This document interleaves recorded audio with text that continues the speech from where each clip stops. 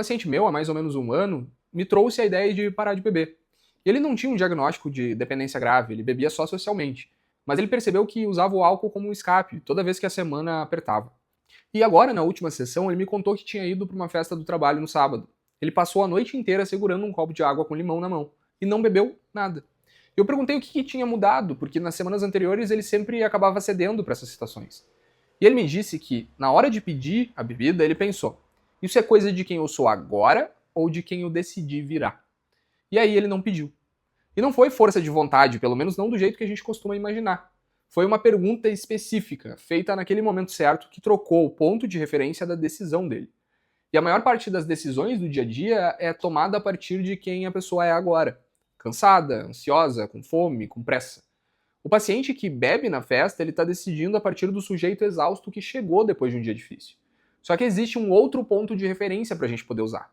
E ele muda o resultado da decisão sem mudar a situação, em nada. Hazel Marcus e Paula Nurius, da Universidade de Michigan, cunharam em 1986 o termo possible selves, para descrever algo que todo mundo carrega sem nem perceber. Representações mentais de quem a pessoa poderia se tornar, tanto nas versões que ela deseja quanto nas que teme. E a pesquisa das duas mostrou que essas representações não são só fantasia passiva. Quando ficam vívidas o suficiente, elas entram na equação de decisões cotidianas, competindo com o estado presente pela direção da escolha. E isso ajuda a explicar porque pensar em quem a gente quer ser no futuro funciona melhor do que tenha mais disciplina. Porque disciplina, na verdade, é um recurso que a gente esgota ao longo do dia. O eu possível é uma referência que pode ser chamada a qualquer momento, mesmo quando a gente está com um tanque de energia baixo. E tem outra peça nesse quebra-cabeça que veio de um experimento antigo, de 1967, do psicólogo Daryl Bain. Ele testou a ideia de que as pessoas não observam só as próprias atitudes para depois agir, mas sim, em boa parte das vezes, elas observam o próprio comportamento e deduzem a atitude a partir dele, do mesmo jeito que a gente deduz a atitude de outra pessoa olhando de fora. E Bain chamou isso de teoria da autopercepção.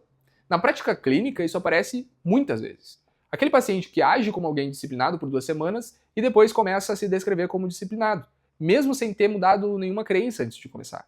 A ação chega primeiro, a identidade se ajusta. Aristóteles já apontava para algo parecido na Ética Nicômaco, ao tratado que ele chamava de hexis, um estado de caráter formado pela repetição de atos. Para ele, ninguém nasce corajoso ou generoso. Alguém se torna corajoso praticando atos de coragem, principalmente nos momentos em que seria mais fácil não praticar.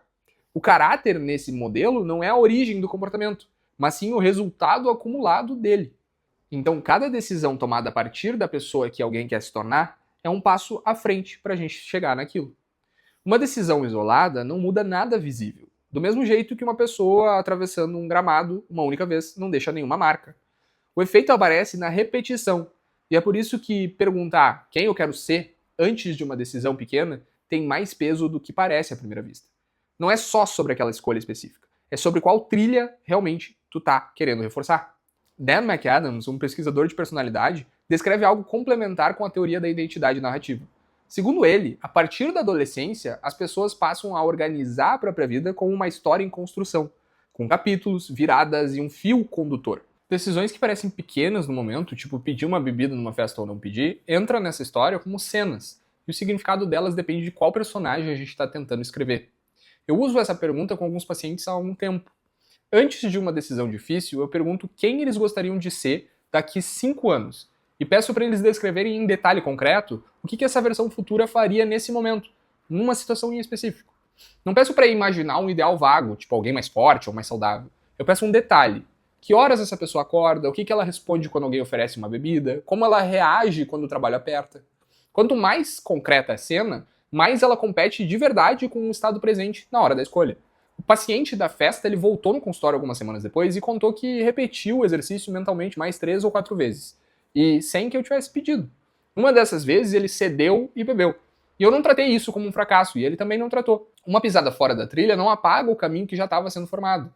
Ela só não ajuda a fortalecer ele naquele dia. A pergunta não muda a dificuldade de decisão em si. Continua difícil recusar uma bebida numa festa depois de uma semana ruim. Continua difícil sair da cama para correr no frio. Continua difícil abrir o material de estudo de vez em quando. O que muda é o ponto de vista de onde essa decisão é tomada. E trilha depois de trilha é esse ponto de vista que decide qual caminho fica mais fácil de andar da próxima vez. Eu te agradeço por ter assistido esse vídeo. Se tu curtiu, curte aqui embaixo, se inscreve no canal e te espero no próximo vídeo. Um grande abraço e até a próxima.